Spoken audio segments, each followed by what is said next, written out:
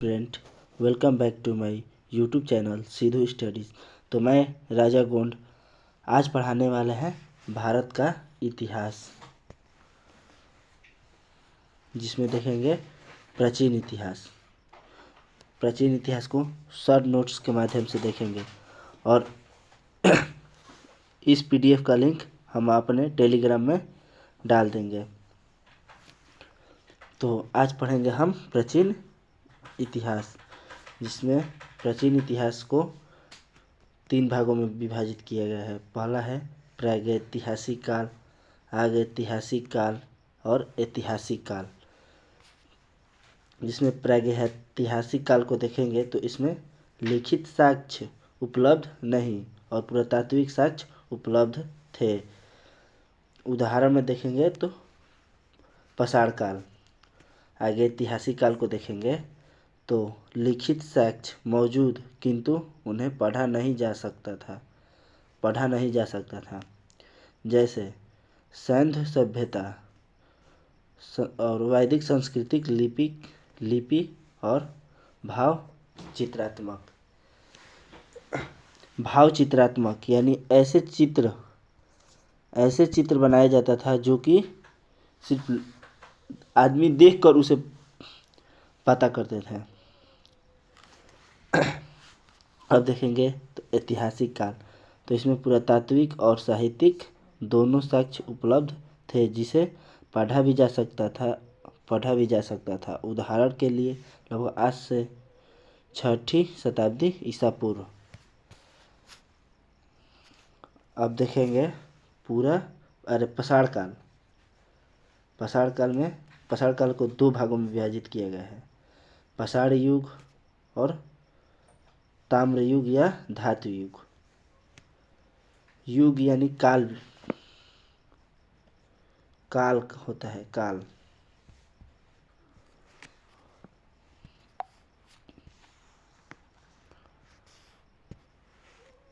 तो इसमें देखेंगे आप तो उपकरणों में भिन्नता के आधार पर तीन कालों में विभाजन किया गया है। पाषाण काल को 3 भागों में विभाजन किया गया है। पहला है पूरा पाषाण काल आरंभ 10,000 ईसा पूर्व। मध्य पाषाण काल 10,000 से 5500 ईसा पूर्व। नव पाषाण काल 5500 से 3,000 ईसा पूर्व। और इसमें देखेंगे निम्न पूरा पाषाण काल, जो कि प्रारंभ से 1 लाख ईसा पूर्व। मध्य पूरा पाषाण काल 1 लाख से 40,000 ईसा पूर्व।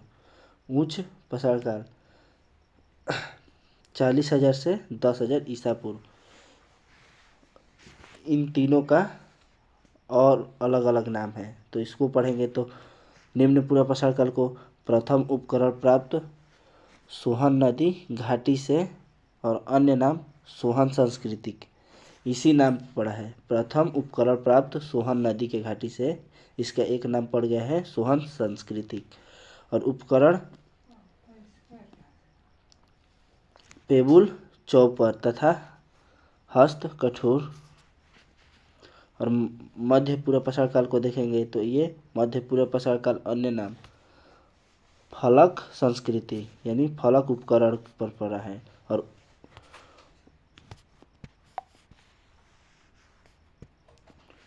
उच्च पूरा पाषाण काल को देखेंगे तो इसका प्रमुख उपकरण ब्लेड, तीक्ष्णी एवं कुर्चनी।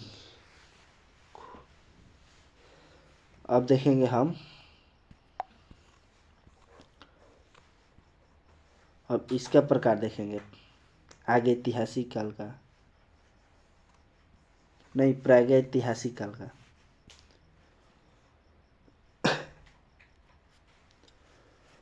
पूरा पाषाण काल इसमें मानव शिकार एवं खाद्य संग्रह, यानी मानव शिकार भी करते थे, शिकार करके उसी को खाद्य संग्रह यानी भोजन के रूप में करते थे। पशुपालन, कृषि एवं अग्नि के ज्ञान का अभाव हो गया।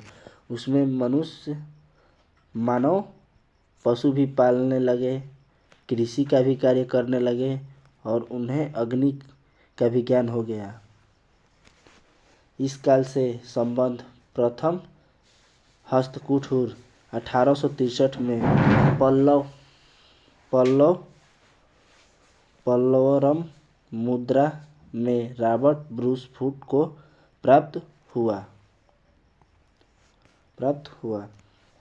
अब देखेंगे मध्यपाषाण काल। इसका अन्य नाम माइक्रोलिथ भी कहा जाता है। इसे माइक्रोलिथ भी कहा जाता है। उपकरण अत्यंत सूक्ष्म, साक्ष्य स्थल तो मानव शिकारी खाद्य संग्रहक है। और पशुपालन आदमगढ़ मध्य प्रदेश में है। और बगोर राजस्थान में स्थित है। प्रथम पालतू जानवर यानी प्रथम पालतू पशु कुत्ते को, पहले मानव कुत्ते को पाले, पहले कुत्ते, उसके बाद से गधा पालना स्टार्ट किए। अस्थि निर्मित उपकरण में सराय,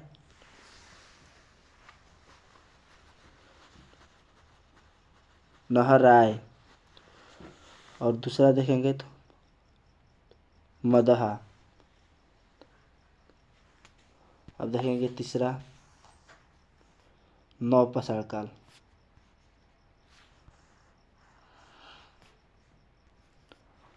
नवपाषाण काल तो इसमें खाद्यान्नों का सर्वप्रथम उत्पादन,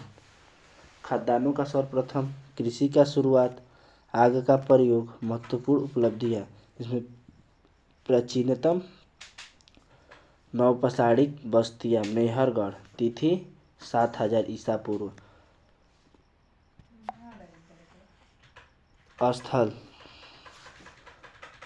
स्थल प्राप्त साक्ष्य लहुरा देव भारत में, जो कि भारत में स्थित है। यहाँ पे हमें साक्ष्य मिला, प्राप्त साक्ष्य चावल का प्राचीनतम साक्ष्य जो कि कोल्डी हवा, और कोल्डी हवा प्रयागराज में स्थित है, यूपी के प्रयागराज में। मेहरगढ़ जो कि पाकिस्तान में स्थित है, पाकिस्तान में गेहूं का प्राचीनतम साक्ष्य मिला। यहाँ पे गेहूं का प्राचीनतम साक्ष्य मिला। अब देखेंगे गुफकराल जो कि भारत में स्थित है। इसमें कृषि एवं पशुपालन के साक्ष्य प्राप्त हुआ। अब देखेंगे बुर्जहोम, जिसमें मानव की कंकाल और कुत्तों का कंकाल मिला। और इसमें गर्तवास यानी गड्ढा खोदकर मनुष्य को उसी में दफना दिया जाता था। और कहा जाता है कि मनुष्य के साथ कुत्ते या बकरी को भी दफनाया जाता था। अब देखेंगे संगनकलू और पिकली हल उतनूर, इसमें राख के टीले मिले। यहाँ पे राख के टीले मिले। नोट में अब देखेंगे तो मध्यपाषाणकालीन मानव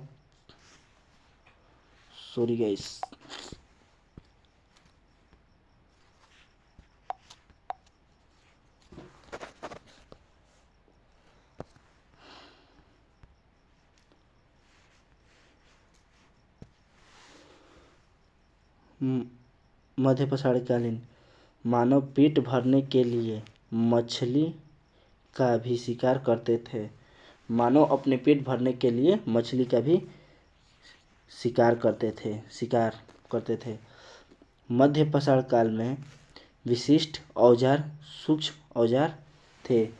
मध्यपाषाण काल में विशिष्ट यानी बड़े बड़े औजार, बड़े छोटे जो भी औजार थे उसे बनाए मनुष्य। और इसे पलक संस्कृति भी कहा जाता है। पलक संस्कृति भी कहा जाता है, पलक संस्कृति। अब परीक्षा की दृष्टि से देखेंगे, जो कि बार बार पूछा जाता है, तो इसमें एक ही कब्र में 3 मानव कंकाल कहाँ से प्राप्त हुए? तो दमदा से, दमदा से। मध्यकाल, मध्य पाषाण काल में अंतिम चरण में पशुपालन के साक्ष्य मिला। आदमगढ़। प्राचीनतम स्थायी जीवन का प्राण कहाँ से प्राप्त हुआ? तो मेहरगढ़ से। भारत में मानव का सर्वप्रथम साक्ष्य कहाँ से मिला? हथौड़ा से। हड्डी का निर्माण मातृदेवी प्रतिमा प्राप्त हुई है। लोहंदा नाला क्षेत्र, जो कि बेलम घाटी के पास है, बेलम घाटी के पास। बृहत पाषाण स्मारक की पहचान की गई स्मृति को दफनाने के स्थान से, मृतकों को दफनाने के स्थान से। राष्ट्रीय मानव संग्रहालय स्थित है भोपाल में। गौरिक मृद भांड पात्र का नामकरण हुआ हस्तिनापुर में।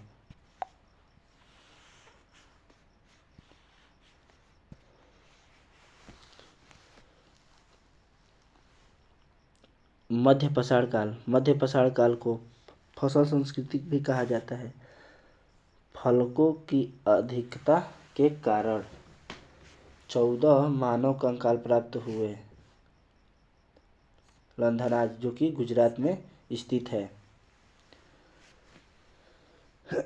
लहुरा देवर के बाद चावल के साक्ष्य दूसरा प्राचीन भारतीय नौपाषाणिक स्थल है कोल्डी हवा, जो कि चावल की भूमि। मक्का का प्रथम साक्ष्य प्राप्त हुआ मैक्सिको में। तो गाइस, कैसा लगा मेरा वीडियो? अगर इस PDF का नोट्स चाहिए तो मैं अपने टेलीग्राम में इसे अपलोड कर दूंगा, जाकर मेरा टेलीग्राम ज्वाइन कर लीजिए। Thanks for watching my video.